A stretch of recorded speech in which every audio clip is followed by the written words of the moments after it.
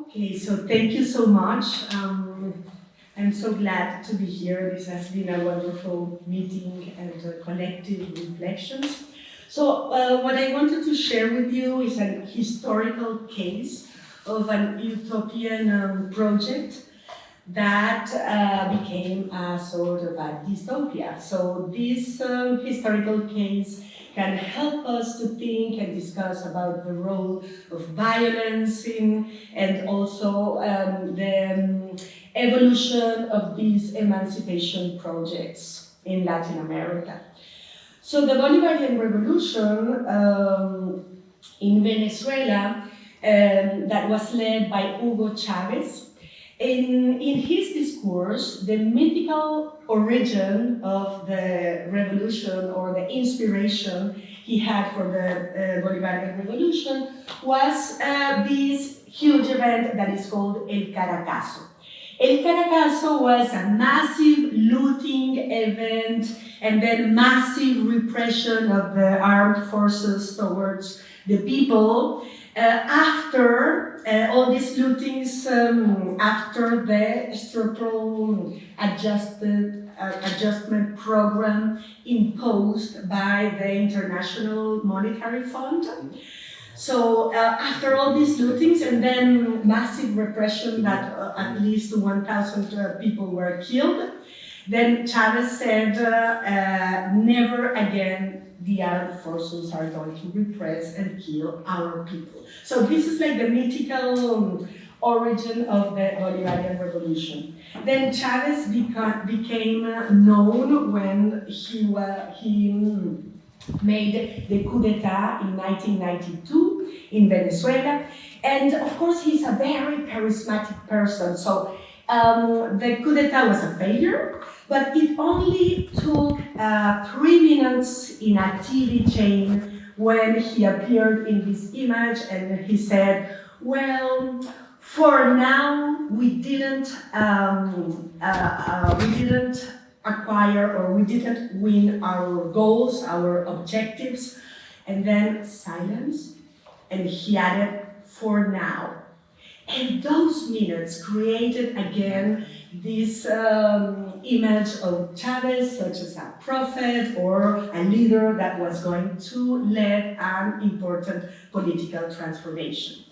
Finally, after a process of discredit and delegitimation of political parties in Venezuela, finally an outsider, Hugo Chávez was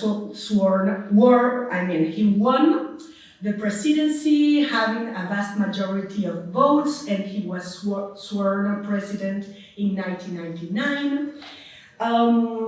And then the Bolivarian Revolution, its origins, it's Simón Bolívar, meaning this fight for independence or anti-colonial movement. Also, of course, Che Guevara and Fidel Castro. So the project of emancipation is from imperialism, but also the liberation and emancipation of the people of the bourgeoisie or dominant classes. And so we can see here, we can read here this utopian project of a better future, a future of dignity, emancipation. And then, of course, this was a moment where oil prices were very, very high. So from the economic and material point of view, we had a decade that allowed many public spendings in social policies. So this is also a decade where we had other presidents in Latin America, and you can see here this getting together of all these presidents, what we call the pink tide in Latin America, promising a new future for the people, emancipation for Latin American peoples, against imperialism, alternative world relationships, a multipolar world. So I can say that it was really a time of hope, Chavez was really the concept of a charismatic leader, so people was really seduced and enchanted, and indeed he was a very seducing leader. Finally, of course, the Bolivarian Revolution faced political opponents, and then in 2002 there was this coup d'etat on April 11th, but then Chavez came back because the military at the beginning were supporting the coup, and then they stepped back, but finally he came 2 days after. But this will be a sort of a turning point in the political process, because it increased a very important political polarization. Then, even within Chavismo, things are not that easy that it was like political opposers and Chavismo, but within Chavismo there was very important internal struggles and contradictions. So again, the state became a very fragmented apparatus that, and you could see that, for instance, in my area of research in citizen security policies. We had such a fragmented police corps, and it was impossible to coordinate basic urban policies in Caracas, for instance. So there is also a process of fragmentation within the state.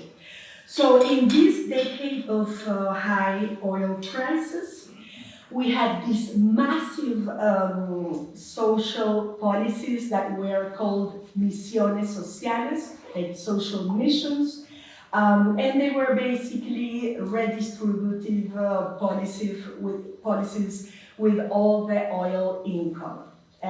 These were the times that Chavez was very popular. Also, at least there were at least 10 electoral different processes where Chavez won one after the other. So I will say that finally it was, he did have the support of the people. Well, he died in March 2013. And then there is this coincidence of Nicolás Maduro, he's appointed, won the presidency, but then there is this coincidence between oil prices collapse and the death of Chavez. So we enter into another period of the Bolivarian Revolution, and this is the question that we started a period of intense struggles in the streets. So massive protests in 2014, again massive protests in 2017. So the question for this panel also is this an example of how a project of emancipation, of a utopia, becomes a dystopia? No? If we understand a dystopia as a bad place to be, or a frightening society to be, the Venezuelan experience can be an example of a dystopia if we consider also the very important and massive migration of people leaving the country. So this is also a metaphor of a dystopia, this important migration. So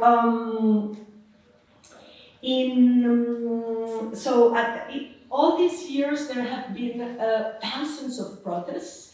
In 2018, at least we had 12,000 protests during the year, but that year most of them were for food shortage, medicine shortage, infrastructure collapse, because together with the collapse of oil prices, there was also massive corruption.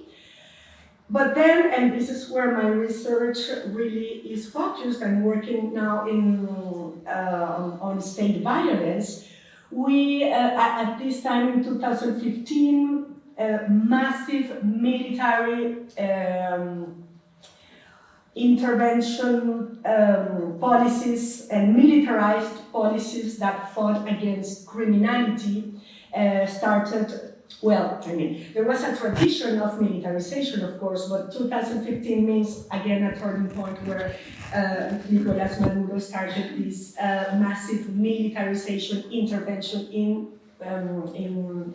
barrios. Barrios are shanty towns to fight against crime. And symbolically, you can see the masks that were wearing the police agents. That is why we are working with the concept of necropolitics.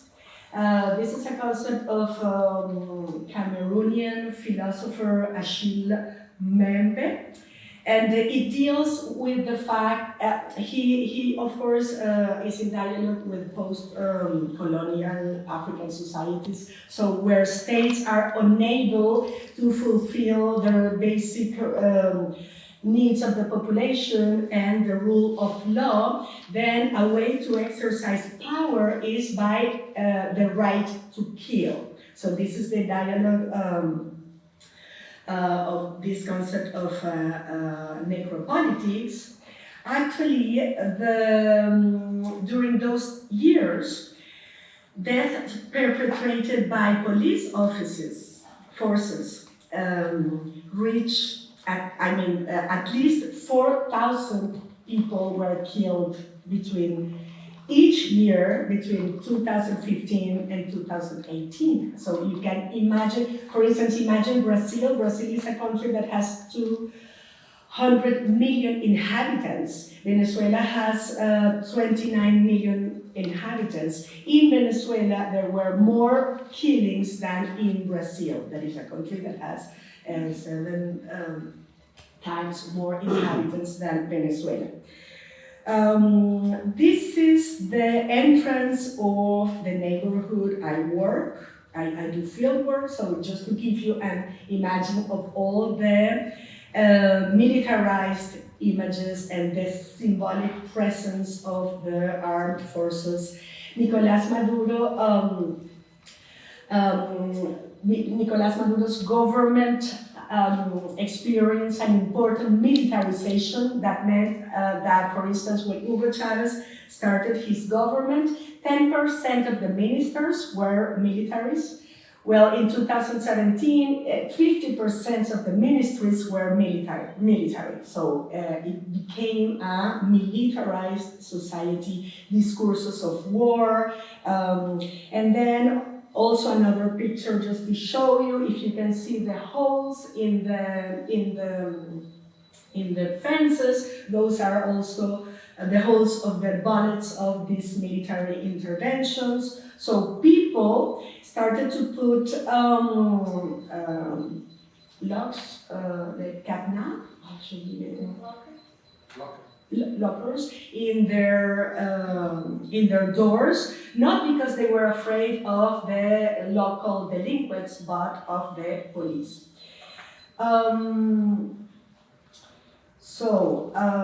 Yes, so thinking about dystopia, actually the massive migration of the people in Venezuela is the expression of really a place where nobody wants to be. So I just wanted to finish this presentation with, I'm sorry. So one of the questions of this invitation then is what comes next. So right now we are working with this idea of the search of justice. So learning about other experiences of Chile and Colombia that are working towards with this notion of transitional justice. Transitional justice helps to deal with the legacy of the atrocities of the past. So that means an institutional rebuilding of a new system of justice. In Venezuela, we are starting to get together with victims, and victims are becoming organized for the struggle of justice. So there is starting an important movement of artists and victims and social scientists and human rights organizations to ask for justice, because all of the work of documentation of these human rights violations, Venezuela right now is the only country in Latin America that is under the examination of the International Criminal Court. So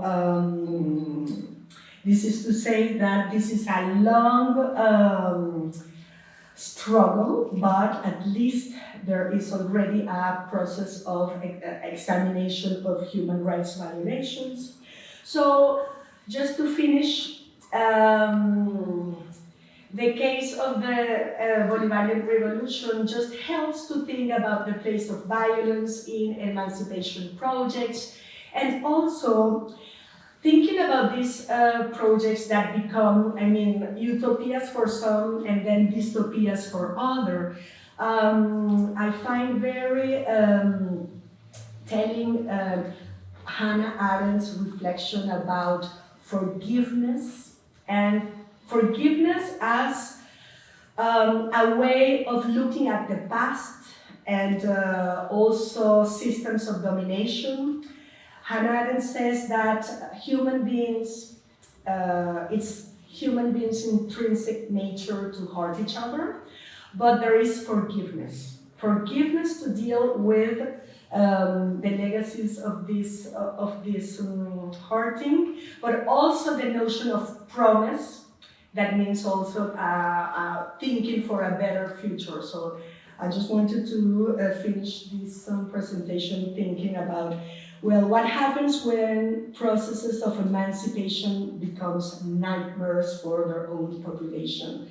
Is utopian projects of emancipation will need to incorporate the notion of forgiveness, of promises, how to deal with all the pain that is produced in systems of dominations, in order not to fall in cycles of revenge that will only reproduce endlessly. So thank you. I will leave it here.